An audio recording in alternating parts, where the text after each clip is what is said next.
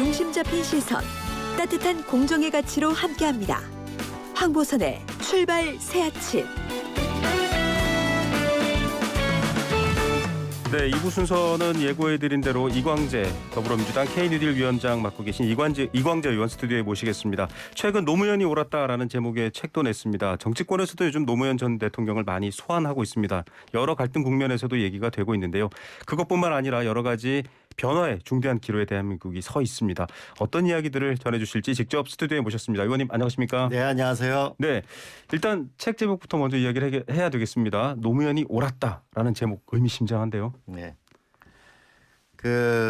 이 노무현 대통령이 다시 많이 생각나는데요. 네, 그 노무현 대통령은 서민이 좀 잘 사는 나라를 원했는데 네, 지금 스스로 중산층이라고 생각하는 사람은 80년대 한 60%, 지금 한 20%잖아요. 네. 서민이 어렵다. 두 번째로는 이 미국, 중국 사이에 좀 균형자 역할을 하자라고 네. 하는 지금 미중 갈등은 훨씬 더 심해지고 있고 맞습니다. 중대한 문제로 오고 있죠. 우리 지역 균형 발전도 마찬가지고요. 네, 노무현 대통령이 당시 하셨던 이 대한민국의 미래를 설계 분열된 나라에서 통합의 나라로 네, 이 변방의 역사에서 세계 중심으로 가자는 좀 그런 간절한 꿈이 더 절실하게 와닿는 그걸 우리가 다시 꿈을 이뤄야 될 거 아니냐 네. 이런 뜻에서 제목을 정하게 됐는데 좀 죄송스럽기도 합니다. 아유, 그래도 뭐 노무현의 시대는 올 것인가 이런 화두가 또 지난해 굉장히 좀 많이 얘기가 됐었기도 하고요. 여러 가지 관심들이 높은데 그 노무현입니다라는 영화를 본 적이 있는데 네, 그 네. 속에 등장했던 이광재 의원의 모습은 굉장히 앳된 청년이었거든요. 그렇죠. 지금은 이제 사회 주축이 되셔서 또 여러 변화를 이끌고 계신 입장인데 네. 지금 만약에 타임머신을 타고 돌아가셔서 20대 이광재를 만났다. 꼭 전하고 올 말 한마디만 할 수 있게 허락해 드린다면 어떤 얘기 하고 싶으세요? 노무현 대통령께서 제 23살에 저를 이제 비서로 쓰셨는데 네. 그때 나는 정치를 잘 모르네. 나를 역사 발전의 도구로 써달라. 네. 이런 말씀을 하셨는데 네. 정말 역사 발전의 도구가 되려면 정말 헌신적이어야 한다. 아, 자, 더 헌신해라 이런 채찍을 주고 오겠다. 네. 1988년 4월 처음 이제 보좌관으로 시작을 하면서에 대한 얘기입니다. 자, 책들을 쓰면서 여러 가지 사실 책이라는 게 정치인들에게는 좀 굉장히 굵고 진한 메시지라고 할 수 있지 않겠습니까? 그렇습니다. 뉴스에 하시는 말씀보다 좀 다를 텐데 30대는 정도전처럼 40대는 이성계처럼 이런 말을 쓴 이광재 이력서라는 책도 있습니다. 또 최연소 도지사였었고 여러 가지 굉장히 속도감 있게 가다가 중간에 큰 공백을 또 받기도 하셨어요. 네네. 네, 그 얘기도 좀 해주시죠. 예, 30대는 이제 노무현 대통령을 만든 그 참모로 살았다면은 네. 40대는 내가 이성계처럼 내 정치 세계를 이뤄서 나가야 되겠다. 아, 이런 이제 꿈을 가졌었죠. 네. 근데 지난 10년을 돌이켜보면서 노무현 대통령의 이 뜻과 세계가 훨씬 크구나. 네, 그 플러스 알파를 만들겠자고 옛날에 생각했는데 네네. 노 대통령 뜻 하나 이루는 것도 쉽지 않겠다. 네. 그래서 더군다나 이 책을 써서 정말 노 대통령이 미처 만들지 못한 나라를 만드는데 좀 더 열심히 해야 되겠다 이런 생각을 합니다. 네. 자, 뭐 정치인 이광재로서의 꿈뿐만 아니라 그때의 출발들도 다시 들여다봐야 된다 이런 말씀이신데 야권에서도 사실 노무현 대통령 많이 소환하고 있습니다. 우리를 굉장히 파트너로 인정하려고 하고 대연정 시도도 있었고 여러 가지 다양한 통합의 시도가 있는데 지금 없다라는 사실 비판의 근거로서 사용을 네. 하고 있는데 어떻습니까? 뭐 노무현 전 대통령이 야당은 적이 아니다 이런 말을 자주 하셨다고도 예. 하고 지금 시대에 딱 그분이 필요한 메시지가 있을 것 같아요. 예. 노 대통령께서 이제 이게 대통령이 돼 보니까 100점짜리가 안 된다. 네. 국회가 통과를 시켜줘야 되니까. 네네. 그러면 나는 야당의 권력을 내서라도 나는 60점짜리 대통령을 하고 싶다. 난 대통령으로 일을 하고 싶다. 그래서 네네. 연정을 하고 싶다. 아. 그래서 저희가 반대를 했죠. 네네. 그러니까 다음 주에 저희 참모들을 다시 불러가지고 네네. 울리백의 적이 사라진 민주주의라는 이 책을 저희한테 나눠주고 네. 우리가 여야가 결국은 네. 앞으로 나가야 대한민국은 앞으로 가는 거다. 네. 대한민국에 나는 성공한 대통령이고 싶다. 나는 100점짜리 말고 60점짜리 네네. 이런 말씀을 저는 참 와닿았고 그때 그래도 반대합니다. 네네. 야당이 안 받을 겁니다라고 했지만 네네. 저는 그 울림이 지금 굉장히 가면 갈수록 커집니다. 자신의 이익을 계산하기보다는 더 큰 어떤 목표를 생각한다. 그래서 뭐 바보라는 애칭도 붙는 것 같은데 지금은 야당에서 입법 독주다. 여당이 거대 의석을 앞세워서 마음대로 한다 이런 비판을 하고 있지 않습니까? 좀 겹쳐 보이는 장면이 있을 것 같기도 한데요. 그 한편으로 보면 그 여당이 좀 더 품었어야 되는 건 틀림없는데요. 근데 네. 제가 과정을 살펴봤는데 처음에 이 11대 7 상임위원장 이거를 네. 주호영 대표가 약속했던 거가 의원총회에서 관철됐어야 됐습니다. 네. 그래서 제가 주호영 대표가 강원도에서 서울로 돌아오실 때 네네. 주호영 대표가 이게 전권을 잡아야 되는데 협상에. 네네. 근데 계속 몇 번 이제 타결 난 게 부결되면서 결국은 상당히 악화 일러와 있는데 지금 사실 이제 공수처 타결 이런 거나 큰 이제 고비가 끝났거든요. 지금 네네. 국민들은 정말 죽기 일보 직전이거든요. 네네. 이제 더군다나 코로나가 백신이 나오고 치료제가 나오기 때문에 그렇죠.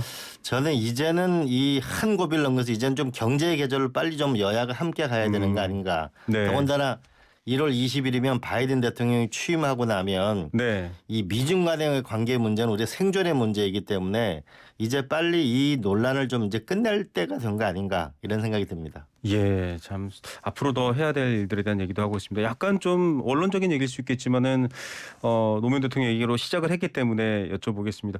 좀 권력을 소유하는 게 아니라 공유하는 차원에서 정치를 하자라고 하셨는데 당연합니다. 지금의 여러 흐름들을 보면 공유라기보다는 소유 쪽으로 많이 휩쓸려 있기도 해요. 좀 우리가 좀 담대한 꿈을 가지고 우리가 좀 여야가 힘을 모아서 좀 앞으로 나갔으면 좋겠어요. 이게 네, 지금이 너무 제가 어제도 그 원주에 가서 코로나 대책 회의를 하고 왔는데 너무 힘들잖아요. 네네.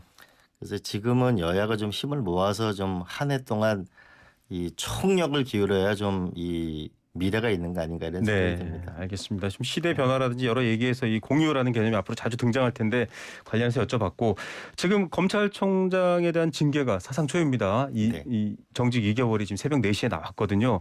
어제 문재인 대통령께서도 좀 강력한 메시지를 내놓으셨습니다. 청와대는 사람에 대한 얘기가 아니라 검찰 조직에 대한 얘기다라고 선을 긋긴 했습니다만 일단 정직 2개월 어떻게 보셨어요? 저도 지금 여기 와서 들었는데요. 그 정직 부분은 불가피한 결정 아니었을까 저는 생각이 네. 드는데 저는 검찰 개혁은 반드시 이루어져야 된다고 네. 봅니다.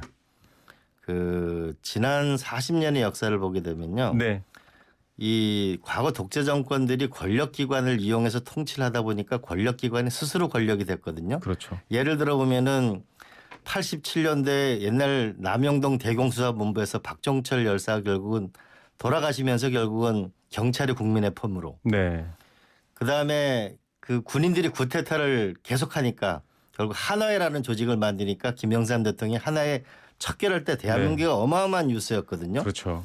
국세청은 결국은 국세청 직원 전직 현직들을 이용해 가지고 결국은 이 대선 자금을 걷다가 결국은 국세청도 개혁이 됐고 네, 국정원은 대선 자금에 쓰다 남은 돈을 결국은 국정원에 숨겨뒀다가 총선에 쓰고 네, 국정원 댓글 사건을 하다가 결국은 마침내 국민의 품에 돌아왔는데 이 검찰 개혁은 공수처는 지난 24년 동안 여야가 줄기차게 주장했던 거거든요. 네, 왜냐하면은 절대 권력은 누구나 워치독이 하나 있어야 네, 된다. 네네. 근데 이번에 공수처가 통과된 거는 저는 정말 잘된 일이라고 보고요. 네.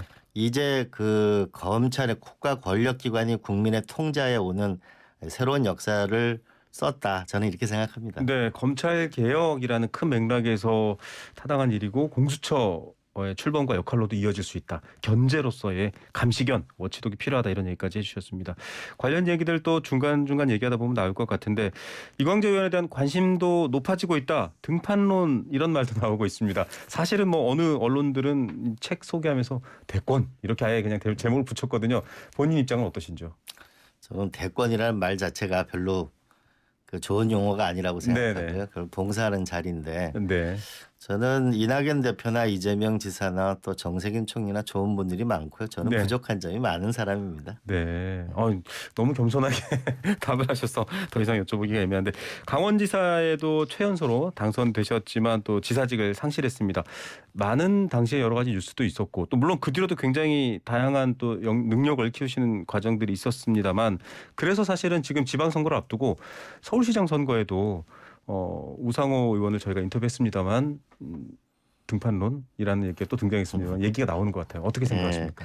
저는 서울시장이 이미 좋은 분들이 많이 좀 이미 계시고요. 네. 준비하고 계시고 저는 그 서울시장이 대선에 자꾸 징검다리가 되는 거 아, 저는 그게 서울시장 시민들을 네. 저는 불행하게 만들 수 있다고 생각합니다. 네. 그리고 지금 준비하고 있는 분들이 멋진 서울을 만들어줬으면 좋겠습니다. 네, 지금 준비하시는 분들이 멋진 서울을. 사실 책 얘기를 하면서 여러 가지 연결이 됩니다만 책에도 새로운 시대에 주어진 새로운 문제를 해결하기 위해서는 새로운 보수, 새로운 진보가 필요하다라는 얘기를 했습니다. 어떤 대상만 놓고서 개혁하고 새로워진다라는 말이 아니라 네. 본인에게도 그 이야기를 예. 혹은 본인의 네네. 정치 집단에도 얘기를 하셨어요. 네. 어떤 의미인가요? 그러니까 세상을 바꾸려면 먼저 자기 자신부터 바꾸라는 말이 있잖아요. 네네. 지금 이 세상은 이 산업화 민주화 이후에 대한민국 과연 어디로 갈 거라는 큰 컨센서스를 만드는 게 하나이죠. 네. 그런데 지금의 정치권의 주류는 산업화 민주화에 있었던 주된 분들이죠. 네. 그렇잖아요. 그러면 우리가 새로운 디지털이나 그린 새로운 세상을 만들려면 결국 우리 스스로의 뼈를 깎는 혁신이 필요한데 네. 단적인 예를 하나를 들어보라면 저출산 고령화가 계속되고 디지털화가 계속되고 지금처럼 고비용 사회가 온다면 네. 보수는 오히려 안전망을 생각해야 되고 진보는 성장을 생각하는 네. 이래야만 미래가 열린다. 아. 결국은 자기를 부정하면서 해야만 미래를 열 수 있는 씨앗이 저는 생긴다고 봅니다. 언뜻 보면 정반대 방향 같습니다. 부의 재분배보다 중요한 건 경제 성장을 통한 부의 절대적 규모를 키우는 것이다. 이런 얘기가 책 속에 등장하는데 파이론이 사실은 이 참여정부 때도 굉장히 많이 비판을 받지 않았습니까? 근데 이렇게 봅니다. 네. 결국은 진보가 할 수 있는 것은 한미 FTA나 노동개혁 같은 걸 오히려 할 수 있는 것이고요. 네. 그렇잖아요. 네. 오히려 보수가 남북 문제에 적극적이거나 네. 그다음에 사회 안전망에 보수에 적극적일 때 대한민국인 훨씬 더 갈등 없이 앞으로 나가는 거라고 봅니다. 근데 네. 분명한 거는 저출산 고령화와 수명 100세 시대가 되면은 네네. 이제 세금 낼 사람이 적고 그렇죠. 세금 쓸 사람은 많아지잖아요. 네. 앞으로 난 한 10년 동안 우리가 상당히 힘을 모아서 앞으로 성장과 개혁 그리고 결국은 이 안전망이나 양자를 함께 가야만 미래에 간다. 왜냐하면은 네네. 미국에서는 벤처기업에 실패하면 경력이 되지만 네. 대한민국은 신용불량자가 되거든요. 네. 그러면 우리가 안전망이 있어야 과감한 미래로 갈 거 아닙니까? 네네. 젊은이들 보고 왜 네. 벤처를 안 하냐 공무원 시험 보냐 이렇게만 해서 될 일이 아니잖아요. 네. 안전망을 마련해주고 과감하게 미래에 도전할 수 있는 그래야만 우리는 성장과 분배가 함께 가는 거라고 저는 생각합니다. 중국에서도 중국 관련해서도 전문가시지 않습니까? 사실 중국의 대학생 스타트업은 굉장히 많은 실패 횟수가 있는데 한국은 한 번 실패하면 끝이지 않습니까? 예. 근데 방금도 지적해 주셨지만 제도화되지는 않고 있어요. 예, 저는 그 중국의 칭화대학교에 2년 있었거든요. 근데 네. 중국 칭화대학교가 칭화 지주회사라고 해서 벤처기업 칭화대학 출신들이 만든 벤처회사가 2,300개쯤 됩니다. 네. 그걸 서로 온라인으로 연결해서 서로 도와주고 경쟁하고 네. 이 과정을 보면서 우리나라 대학도 완전히 혁신의 근거지로 바뀌어야 된다. 미래 네. 창업의 기지로. 네네. 그런 생각을 저는 많이 하게 됐습니다. 예. 자, 지금 사실 민주당 K 뉴딜 위원회 총괄 본부장을 맡고 계십니다. 이 대한민국의 새로운 100년 설계 한국형 뉴딜 정책 문재인 대통령이 발표하셨는데 이게 사실상 의원님의 머리에서 나왔다 이런 말이 있는데 사실인가요? 전혀 사실입니다. 사실 아니고요. 제가 네. 아이디어를 낸 거는 네. 이 케네디 대통령이 달나라 프로젝트를 하게 되면서 거기서 만든 GPS나 컴퓨터나 이런 것이 완전히 새로운 미국을 만들었는데요. 네네. 지금 이 뉴딜을 하려면 과감한 미래를 위한 투자가 필요하거든요. 네. 그럼 돈이 있어야 되는데 네. 결국 국민 세금으로 하는 거는 마중물이고 네. 현재 대한민국의 금융 자산이 1경 8천조가 있거든요. 네. 그럼 이 주머니에 있는 돈이 투자로 가야 되는데 네. 그러려면 과감한 뉴딜 펀드를 만들어서 인센티브를 주자. 네. 과거 시절엔 재형 저축일 때 이자율이 20%가 넘었거든요. 그렇죠. 지금은 금리가 하나도 없잖아요. 네네. 그럼 투자할 곳이 없잖아요. 네. 직업 소득은 불안정해지고 이때 네. 국가는 미래로 가는 뉴딜의 과감한 투자를 유도하고 네. 거기에 투자한 국민들에게는 확실한 우리가 혜택을 주는 뉴딜 펀드를 만들어서 미래로 함께 가자. 이게 제 네. 아이디어였습니다. 네. 참 사실 이 뉴딜이라는 용어 자체가 루스벨트 대통령이 시장에만 맡겨뒀던 걸 정부가 개입해서 그렇습니다. 여러 가지 새로운 환경을 조성하는 차원이긴 한데 아직 피부로 와닿지 않거나 잘 모르겠다라는 국민들도 있습니다. 좀 이 뉴딜에 대한 이해라든지 홍보도 더 돼야 될 것 같은데요. 그렇습니다. 단적으로 이제 한 예를 보면은 우리가 그 부잣집이나 가난한 집 아이들 모두 다 동일한 교육의 기회를 가져야 되잖아요. 네. 그러면 교육 디지털 뉴딜을 보게 되면 제가 디지털 집현전 하나가 있는데요. 네네. 대한민국에 있는 모든 그 도서관이나 중앙도서관에 있는 모든 자료를 디지털라이징 해가지고 네. 학교 도서관하고 아파트까지 보내서 네. 누구나 더 공부할 수 있도록 하자. 네. 이런 프로젝트 현재 추진 중이거든요. 아, 네. 그러니까 결국은 우리가 디지털과 그린으로 모든 영역에서 우리가 이거 새로운 시대가 오고 있는데 네. 이걸 앞당겨서 하자. 쉽게 얘기하면은 김영삼 대통령 시절에 정보통신부는 있었습니다. 네. 그러나 김대중 대통령 시절에 대대적인 통신망 투자를 했기 때문에 네. 오늘날 다음이나 네이버나 IT 강국이 NC소프트가 되었죠. 생기잖아요. 네. 그리고 노무현 대통령이 3G를 만들거든 투자하거든요. 네. 진대재 정보통신부 장관을 만들어서 네. 그러면서 결국은 우리가 251조라는 ICT 분야의 강국이 되거든요. 네. 지금 하고 있는 뉴딜은 디지털과 그린 분야에서 과거에 투자했던 걸 양과 질에서 대대적인 투자를 해서 네. 미래를 앞당기는 것이다. 네. 이렇게 보면은 좋겠습니다. 네, 이미 와 있는 미래지만 더욱 앞당겨서 주도권을 잡을 수 있도록 또 해야 된다 이런 의미도 될 것 같습니다. 자, 좀 뭐 뉴딜은 이제 시작이지만 좀 앞으로 또 어떻게 변해가고 또 얼마나 또 국가 중요 정책으로서 또 자리매김하는지 또 저희가 시간을 내서 따로 여쭤보기로 하고요. 현안에 대해서 좀 얘기를 해보겠습니다. 네. 선거도 앞두고 있고 또 정치권에서도 늘 등장하는 게 바로 부동산 이슈인데요. 네. 특히 코로나19 때문에 지금 자영업자들이나 임대로 가게를 운영하시는 분들이 굉장히 어렵습니다. 임대료 멈춤법이 사실 지금 화제가 되고 있거든요. 어제 오늘 좀 민감한 이슈기도 해요. 그 임차인 이제 집을 빌려주시는 분들한테는 내 재산에 대해서 왜 국가가 이래라 저래냐 이렇게 받아들이는 분도 있고 이 엄중한 시기에 다 같이 도와주는데 국가가 좀 힘을 행사해야 된다 이런 말도 있는데 의견이 어떠신가요? 이게 이제 호주에서 시행됐던 건데요. 네. 결국은 그 임차료 부분을 그 이제 결국은 내는 부분에 대해서 어려우니까 네네. 중단한다. 그리고 이거는 천재지변에 해당되는 것이다. 네. 그러면 이제 그 건물 갖고 있는 분은 저 은행 이자나 이런 걸 내야 되니까 그걸 자동으로 연체하는 거 이게 호주에서 생긴 것이거든요. 네. 근데 우리 같은 경우는 이제 그렇게 하지 않고 요번에 임대료를 깎아주시는 분한테 세제 혜택을 주는 법이 요번에 통과된 것인데 네. 좀 더 우리가 그 부분에서 좀 더 세제 혜택을 과감하게 해주는 쪽이 좀 더 현실적이지 않을까라는 네. 생각이 들고요. 네. 앞으로 이 부동산 문제는 그 새로 오신 변창흠 사장이 새로운 각도에서 새로운 전 미래를 열어나갈 거라고 보고 네. 저는 이 국회의원 되면서 부동산 연구 모임을 지금 한 20차례 공부를 했는데요. 네네. 우리가 결국 이게 집으로서의 속성하고 금융상품으로의 속성을 가지고 있잖아요. 네. 근데 지금이 집이 만불 시대의 집이 너무 많습니다. 그리고 네. 102%가 아니고 우리가 1000명당 기준으로 보면 훨씬 더 공급을 늘려야 합니다. 네. 서울부터 저기 시골까지. 네네. 그래서 이제 이 현 수준에 맞는 그다음에 나홀로가 많이 있기 때문에 집의 네. 구조도 근본적으로 바뀌는 전 상당한 공급이 있어야 된다. 네. 그리고 1가구 1주택은 확실하게 보호하고 다주택자에 대해서는 좀 더 분명한 대책을 세워야 된다라고 생각합니다. 네, 좀 새로운 변화에 대한 얘기까지 했습니다. 네, 의원님 오늘 말씀 여기까지 듣겠습니다. 또 저희 방송에서도 늘 지켜보고 또 응원하겠습니다. 감사합니다. 네, 감사합니다. 더불어민주당 이광재 의원이었습니다.